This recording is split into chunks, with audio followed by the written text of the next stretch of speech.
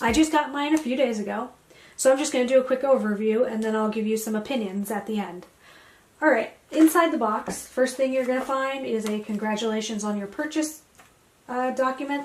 You'll find your Sig P320 X Series user manual, which I highly suggest you read.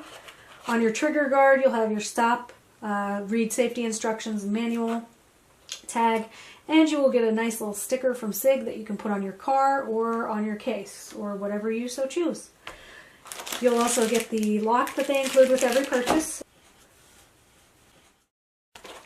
and you will get a tube of extreme duty gun oil from Sig Sauer. So yay, extra lube, and it's free. Can't go wrong there.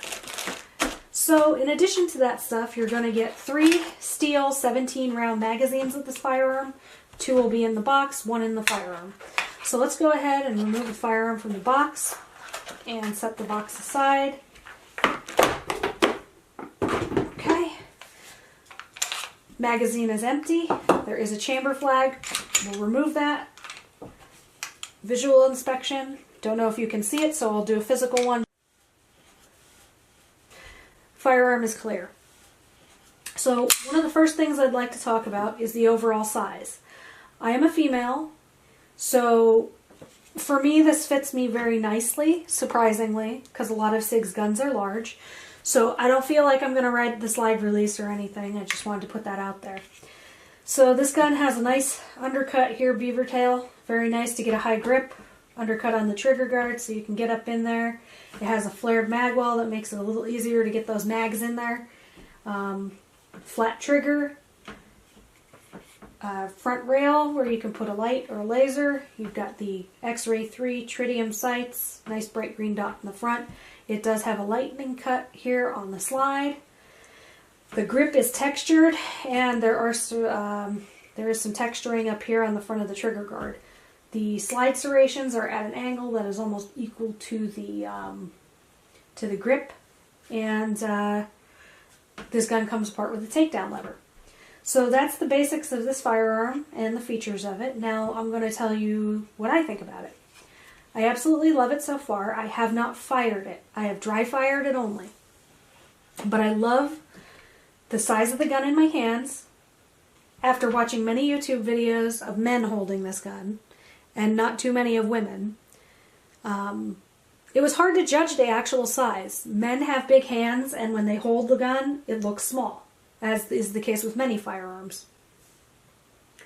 So I was hesitant. I had done a lot of research on this firearm. I read a lot of reviews, watched a lot of videos. Everything that I could find, I looked into it. And I still wasn't sure. I was really concerned that this gun was going to be too large for me. So I went to a local gun show, and I was lucky enough that out of all the tables there, one person had one. And I went and spoke with them. I asked if I could hold the firearm, and I was pleasantly surprised with the size. The person also happened to be a local gun shop owner, so I followed up at his shop a couple days later, held it again, and then I took the plunge. So here I am with my P320X carry. One of the main things I really liked about this was the X-Ray 3 tritium sights, because I have, my eyes are not perfect. I do wear corrective lenses, and for me that bright green dot makes it extremely easy to get on target really quick, and I really like that. The flat trigger for me is a huge upgrade over the gun I had. I had a Taurus PT111 G2, and it had a curved trigger, and it was absolutely terrible. The trigger had so much travel before the break, and then the reset, it had to go all the way back to the front again. So it was absolutely terrible for follow-up shots. This trigger, I've never had a flat trigger on a handgun before, and I'm really hoping that it's going to help my accuracy at the range a little bit, and I think it will. It feels really good to use. I've dry fired it. I've dry fired it with a laser cartridge, and it feels really nice. So let me go ahead and show you the trigger reset really quick. So don't know if you can see this, but that's the break. And now we'll watch for the reset, which is right there. not very far to go. And the brake again. One more. Right there. And I'll do it one more time for the sake of the camera in case I didn't pick it up the first two. Right there. So it's a very, very nice trigger. Some people have said that the slide release on this is extremely stiff. And out of the box, I'll tell you, it is very difficult to release. It does loosen up after you manipulate it enough times.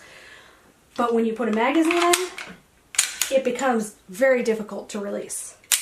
So what I did to remedy this was I took all 3 17-round magazines, loaded them up to full capacity, and let them sit for 2 or 3 nights. And now, as you can see, I'm able to release the slide with the mag in. Prior to that, I had to actually like use 2 fingers or do it from both sides of the gun because it is an ambidextrous slide release. So I did have to do that. That was awkward. But it seems to have loosened up now. Some people say that this grip is slippery. My G2 had the same kind of grip, and I actually liked it. Not a problem for me personally. My husband has a Glock 17 Gen 4, and the grip on his gun feels wider and thinner.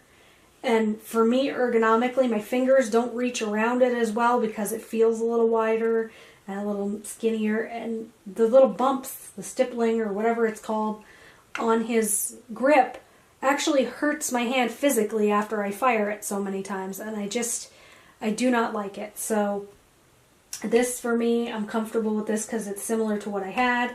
It feels good to me. I don't anticipate it having a slippery issue. But only time at the range will tell, so I will have to update on that. As with a lot of these features, you know, time and range time are the 2 things that are going to impact how I really feel about the gun. But I do like the beaver tail here that I can get up nice and high on there, and that undercut, because it really, for someone with my size hands, it just makes it so nice in the hand. As far as possibly riding that slide release, I'm never going to have that problem with the size of my hands. It's just the way it is. So I'm not even going to touch on that really. I'll go ahead and show you how easy it is to take this down. There is no trigger pull required. You just lock the slide to the rear, make sure your magazine is out, and then just turn it and push that takedown lever down. It can be a little bit tough sometimes, but it's not impossible.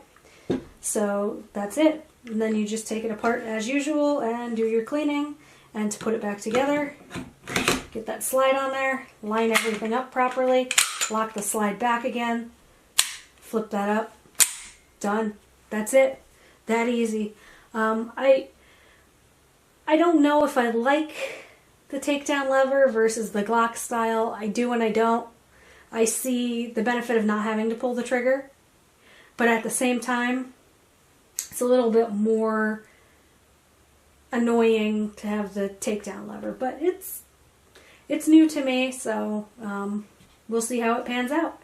I'm going to update you after I take this to the range, and I hope that everything that I've said here today can help somebody maybe make a decision if they're on the fence.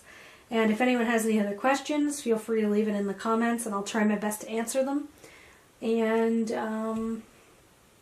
I really hope that helped you. Thanks for watching.